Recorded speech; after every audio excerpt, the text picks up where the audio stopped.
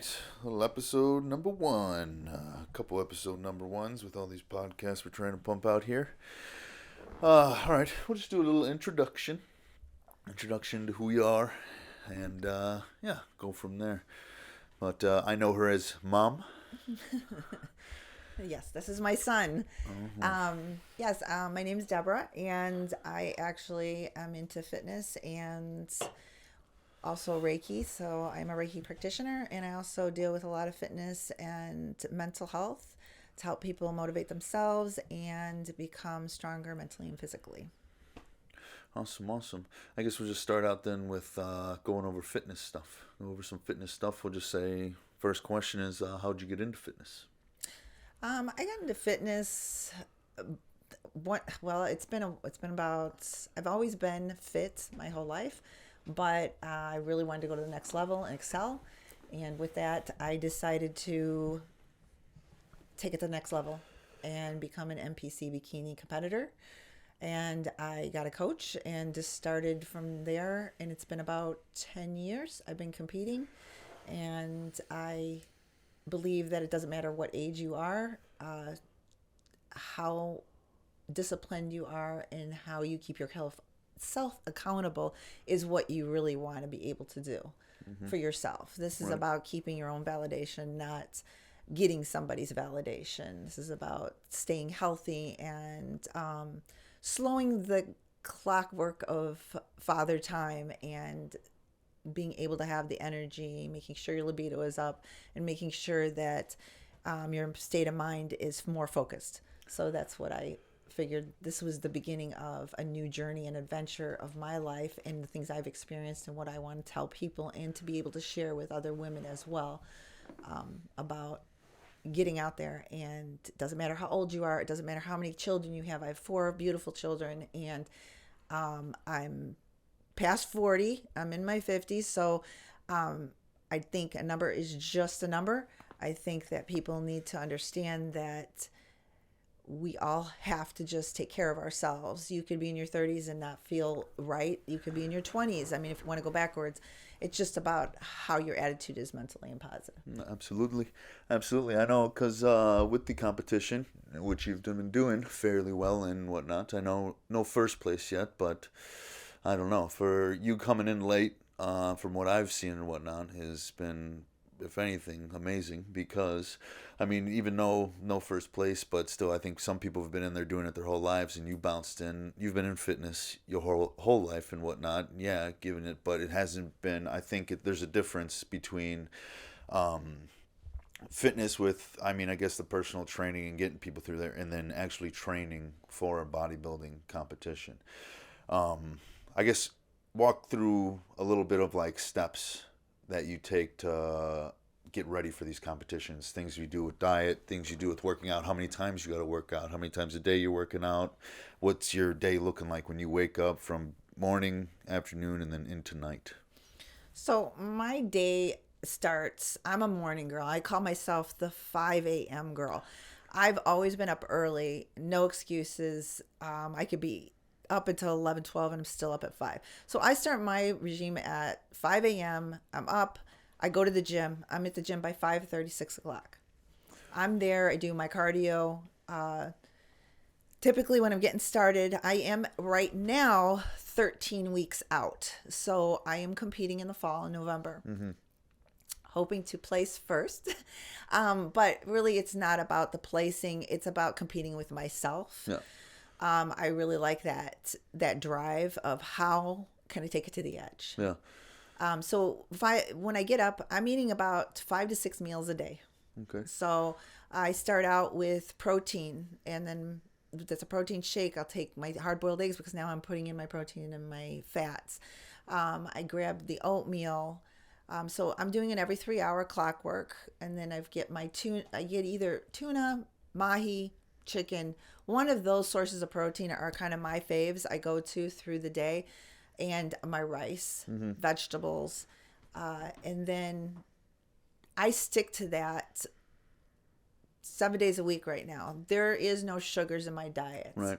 So, No room for cheat days or anything of the sorts. It's you got to keep on pattern. yes, there is no room for cheat days right now. until I'm done with competing. Then I get to treat myself on a pick a day, and in a 4 hour increment, I can go have that amazing burger, some fries, and maybe that cheesecake. Yeah. And then I'm done. And then I go back into keeping my diet very clean. It's 80% nutrition and 20% is just exercise and how you put yourself out there. I go to the gym. Right now I'm doing about 45 minutes of cardio. Typically I only do 30, but because I'm getting closer, I need to start burning because I'm starting to lean out. So with that, I'm doing another hour of weights on top of that. Okay. So it is not easy to discipline as even a fighter. It's a lot of discipline. There's a switch that happens and only you can do the switch. No one can force you to not eat the bad foods or to eat the good foods, or you have to go, hey, I got to make a decision. This is what I'm going to do, and I'm going to make sure that I'm going to get where I need to set this goal. Mm-hmm. But once you get into that pattern, it gets easier and easier. It takes about 14 days to detox off of sugar. So it also takes 14 days for you to even get into a nice diet. It's clean. All of a sudden, it's just like, wow, I feel better. My energy, less aches. If you have back problems, you notice your back problems aren't really there as much anymore. Even exercising, building up that muscle along the spine column, you can actually protect that spine by building up muscle mass and those discs keeping more in place. Right. Yeah, I mean, I can attest to at least keeping things strict. I mean, I don't know. If anything, I think I'd have to say when it comes to bodybuilding and for sculpting, things of the sorts, you would probably have to be more, I guess, dead on with, I would say, diet and whatnot. I mean, don't get me wrong, as me, when I was fighting, used to be fighting and whatnot. I guess my diet was there because it did make a big difference. It did. I mean, and I did notice it, but it wasn't as strict as like, all right, I have to measure this out to be here and measure this out to be here. Granted, I was fighting heavyweight, so I could have little leeways here and there and whatnot, but definitely was always having to, I got to stay away from the sugar. I got to stay away from the alcohol. I got to stay away from all this shit, but it wasn't as intense as, say, something you would do. The other thing I'd like to kind of poke on too is doing it for you. Now, first place is great. Winning is awesome. Everybody loves that shit. I loved it too when I did. But if anything, when it comes down to it, it's you. It's you doing it for you, not anybody else and whatnot. Beating you, being a better version of yourself the next day, coming out on top, doesn't give a fuck who else is there, who else is looking at you. It doesn't matter what anybody else thinks, because in the end, it comes down to you and nobody else is thinking about you. Now, at times, yeah, you are probably taking up, in a sense, space in people's brain. There's taking, like what I just said, space in people's brain. People are thinking about you here and there and whatnot, but they're not thinking about you all the time. So in the end, it is on you. It's you being a better version of you that was yesterday. So I get that, because I think I found that always being an issue when I was fighting. Whenever I was fighting, I was always so worried about everybody else. So goddamn worried that I was gonna let my buddies down, let my family down, and everyone, because I have such a supporting group, such a supportive group that's always there for me. I had my first, all my MMA fights. I had 5 MMA fights, all at 205. I ended up losing them all a decision. Except one. I ended up losing one to a TKO as well. Do I think I should have lost them? Absolutely not. My brain, but I did. And there's no excuse. I shouldn't be putting any excuse out there. My brain was always so focused on everybody else. Oh my God, they're here to watch me. I have to show up for them. I have to do good for them. I have to do it. I have to.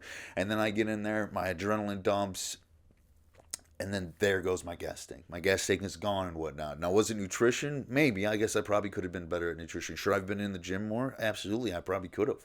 I'm a fucking young 20-year-old, was a young 20-year-old, fucking around, going out to bars, getting fucking crazy, having a nice body, doing all this fucking shit, and I could have been more dedicated to it. But when it comes down to it, it was always me thinking about somebody else, thinking about other people and whatnot, and am I going to disappoint them or disappoint her or anybody else, when it should have just been me. Should have been me. It's on you no matter what. So I can understand that. That's part of what's the problem with society today is everybody's looking for the other validation. Oh, disappointment. Are they going to accept me?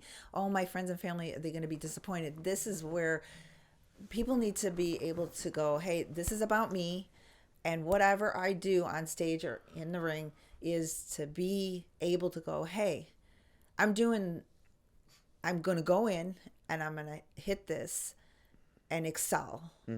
And we tend to get caught up in the rat race because we're in the social media grid and we're like, oh my God, I got to get this done. I got to make sure this is okay. And this is going to the appearance. And it can be easily, even in bodybuilding, you can easily get capped up in it. I've been in it. I've been around a lot of bodybuilders. I see it all the time. I see the testosterone going with the men. And then it's just like the women. Everybody's just, there's even seen fights in the back room. And it's like, it's ridiculous. It's like, come on. This is about everybody getting you're your own team. Okay. Right. So you're doing your own thing. Everybody's body structure is different. Everybody's at different age groups. And it comes down to is get on stage, do the best you can, and hit it. If you want it, you will dedicate yourself in anything you do. Of course, you're going to dedicate. And that means you might not be able to go to that party. Oh, you might not be going out on the weekends. If you sat with my life, you'd be like, oh my gosh, she lives a boring life. Like, she should be going out. Oh, she should be doing this, or she should be dating everybody. Well, no, I might have all those choices. I could date anybody I want. I can go out with everybody. I can go with my friends. I can go to parties. But I made a choice. Right. That choice is I get to decide who I date. Yeah. I get to go out with my friends. I get to go, hey, have I turned down friends that go, oh, let's go out and have drinks? Yes, I have. Because I made a choice. I got to get up at 5 a.m. I'm not going to mess what I have right now up where 12 more weeks. I got to be accountable for not only myself, but my coach. Yeah. Now I get to hear it and hear her yelling at me going, what are you doing? You know, this time you need to champ up, and I'm not there. Yes. Do I know the mistakes and errors in my body count, fat, water weight, fat, that I need to fix? Yes, by all means. Did I make the top 3? Yes, I've made top 2 through all of it the last 10 years. But I see the mistakes I made, so I altered my diet. I started fasting, which is something maybe another time we'll be able to go through. Yeah, we can touch on it. We can touch on it today. I went into going deep as my cellular level, trying to repair things, and for some odd reason this time around, things are different. And that I have to keep going on. So what everybody's body is a different signature, just like we are all different signatures. We all have different opinions. We all have different ideas, but we should be able to respect each other and be able to talk about it. Right, and that's a whole issue in itself right there, having respecting other people's opinions and not having to be right all the time. Everyone's out here trying to be right all the time and trying to prove a point and whatnot, when they should just be, if anything, focus on you. Focus on yourself. If we're going, it's all running around in a circle here where it should be, everyone should be focused on themselves. Stop worrying about what everybody else is fucking doing, with everyone having, pronouns and right genders and all this other bullshit. Hey, why don't you focus on you? Because no one's perfect. You're not perfect, and I'm sure as hell not perfect. That's for sure. Well, yeah, I'm not either. I have... You walk in my shoes for my past. I don't think you could even handle what I have, but it's an experience of my own that maybe someone else has other experiences, and you want to be able to get together and go, hey, it's okay. Because we're all human. We all make mistakes. We all got stuff going on. Right. And the other problem with mentioning about worrying about what everybody's thinking and doing, why can't you be your own authentic self? Yeah. This is with fitness, with speaking about things and being truthful to yourself. I see a lot, and I'm not saying editing is a bad thing in taking pictures, but when you can start seeing now you can edit in filming, and you see these fitness girls and these fitness men, and all I'm not downing I'm not downing that these people worked hard, but stop pushing the filters. Let's just see the real you. Because at the end of the day, when someone sees someone in person, that's who the real person is. Right. So stop looking so fake and trying to act like somebody you're not, when usually people want to see the real person, physically and mentally. Right. Yeah, just be genuine. Be genuine in yourself. Come out as you and whatnot. If people judge that, fuck them. Don't worry about that shit. You worry about you. If you're a good person, have good morals, be good to people, be just fine. So I get it. The world is just turned upside down with all this shit. And not saying fitness is a bad part. I think fitness is real good. I think it just, when it gets in with People wanting too much attention in the wrong way with filters and all this stuff. Now, don't get me wrong, attention. I'll be the first to say that I love attention. I think I was growing up as I guess you could say a fat child, not having much attention with that, and I having insecurities about myself, and then coming in, start fighting, growing up into getting a nice body going on and whatnot. I used to love the attention. Now, don't get me wrong, we didn't have the filters to play around. I mean, I guess it was only 5 years ago, and we didn't have all these filters they have now. But I enjoyed attention. I enjoyed the attention of putting out there a new body on me, and having it out there for people to see. Nowadays, it's just kind of getting outrageous with it. It's so outrageous. You're changing all these different little things where you're not looking like that. This is not what these people look like at all. Now, don't be wrong. Yeah, they have the six packs. They can have the six pack and all that. But people don't understand is like that's a constant flex. It's right after a pump, and then they put some crazy ass granulated or whatever kind of filter on there that makes everything pop. You see every little crease and everything. Or for a woman's face, for instance, you can put a filter on there that's going to make you look 300 times different than what you actually look in real life. You're not going to look like that every day. It's preposterous. And that's the thing that when you go on a date, no one wants to see that. They want to see the real person they're going to go on a date with. So the whole body image thing is a huge problem. Yes, by all means, I get it. Sometimes with modeling, I've modeled before. Yes, photographers will use that stuff to scratch out flaws and stuff. But the problem here is editing's gotten out of control to the point where now women okay, I get it. Some girls have great butts. Some got, they got great faces, their waist. But you have to lose a rib to get a tiny waist past that 26 waist. Right. It don't make sense. And when you see it edited and you see the girl has this big butt, well, there's a problem. If you don't know how to identify that, you can tell for a woman, especially if there's no fat on the side of the hip, you know that there's obviously an injection or something's going on. So that is a whole nother story in itself. But the problem is people look at that and they're like, oh, that's what that person looks like. Oh my God, oh my God. No, it's just an image. You have to look at a person in real life. Yeah, people have great bodies by all means. And I get the whole wanting attention. Yeah. When you feel good and you've been heavy or you just lost it and you're like, God, I got to get myself back in shape. Yeah. And then you get that image, you do feel good about yourself. And you're like, oh, I want to show it off. Yeah. Yeah. And you got to keep that humbleness at the same time. Yeah. But I don't blame you for wanting to feel good. But the thing I know about my son is he's always kept humble. He's never turned into the douchebag. No. It was, hey, I just wanted to be notified. I want to be identified. I actually did it. And I get it. And I've seen other people do it who've been 300 pounds and they're like, I'm just so done. I don't want to look like this. And they get down. But the thing is, you got to be careful with that because people will either go a couple different ways. They go to the extreme and they're like, get skinnier and skinnier and skinnier. And then it gets out of control because they've something tweaked.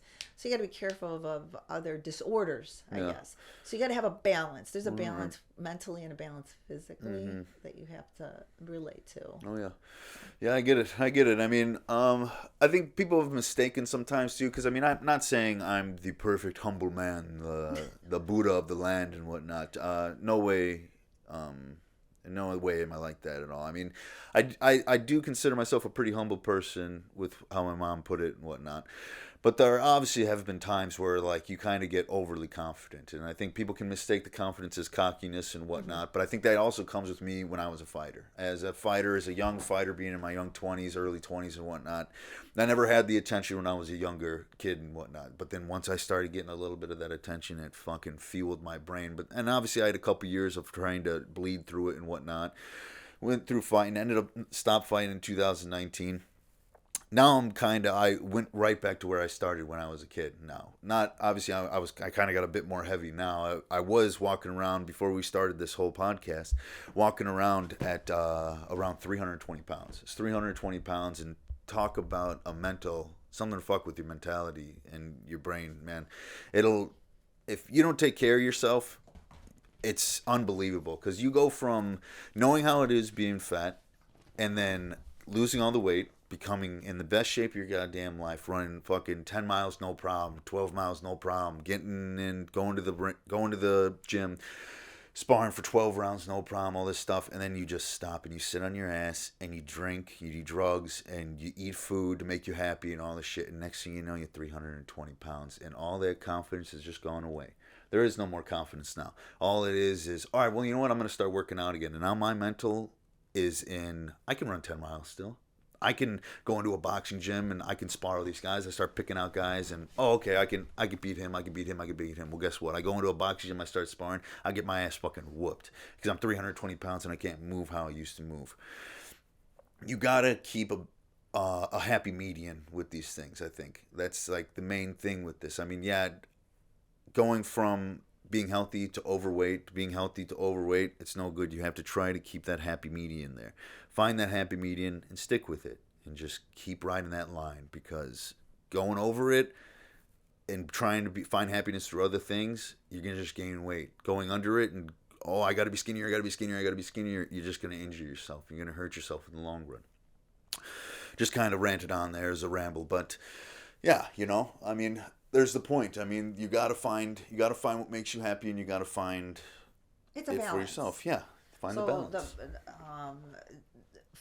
Going to the extreme you said about eating, and it's the comfort foods. It's the comfort along with. We know there's stress in our lives, but how to balance that stress, how to solve and have a solution to whatever is going on in your life and fix it. The problem with society is everybody puts out promises to themselves, and majority of the time they do not stick to their promises. Right. Oh yeah. So I can when attest they to this. can't stick to their own promises, majority of the times when they go out throwing out promises to others, it gets broke. Right. They don't know. So Oh yeah. the problem with stress eating, there's the other side where people get stressed and they don't eat, and they go into this bleak darkness of, I call it the rabbit hole.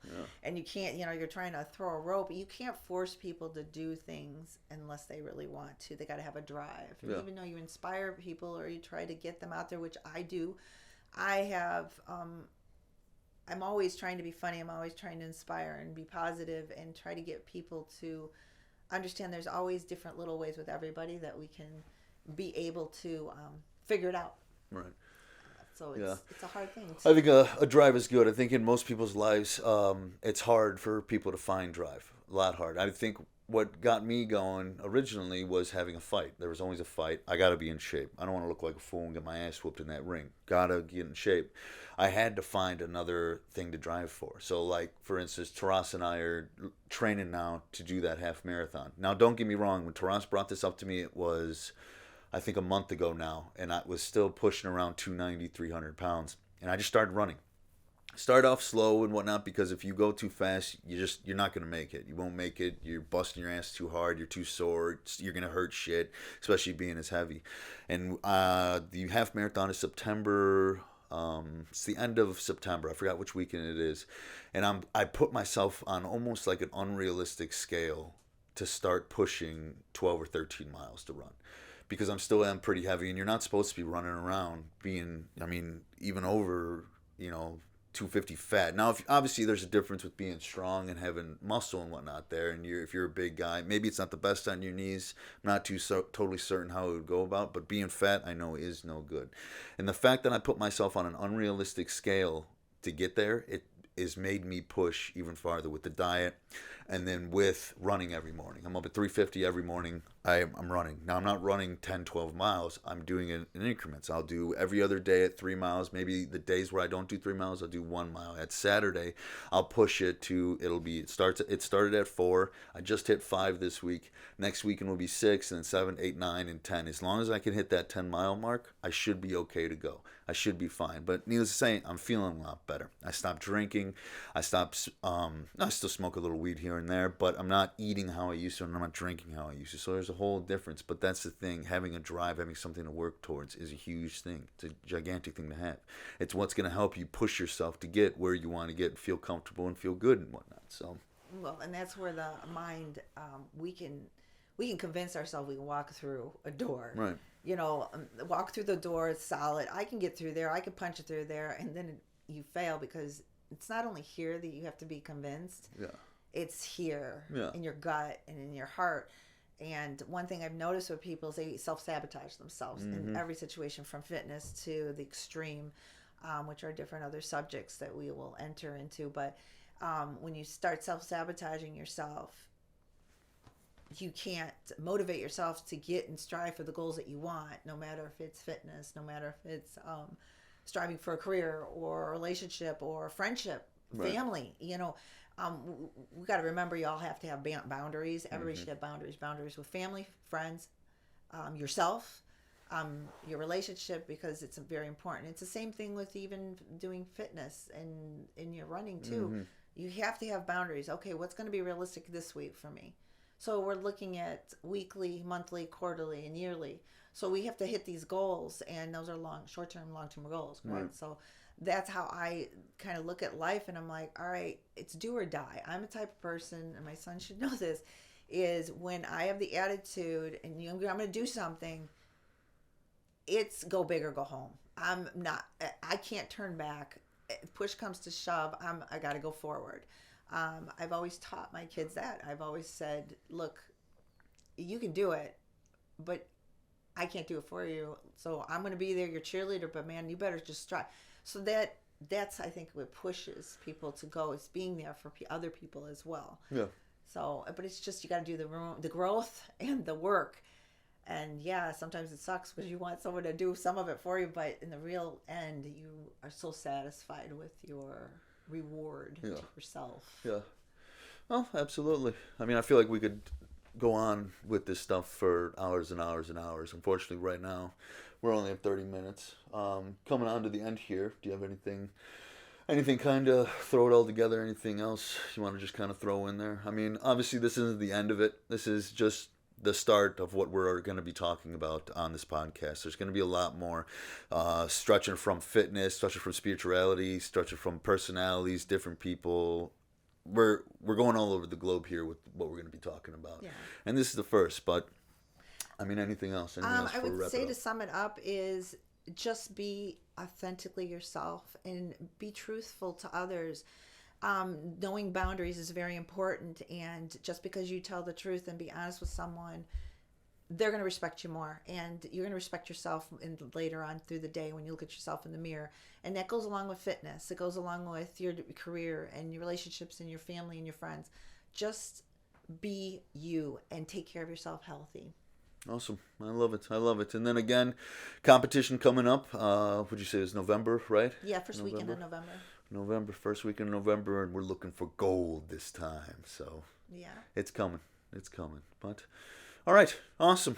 Well, that's that. See y'all next time. See ya. All right.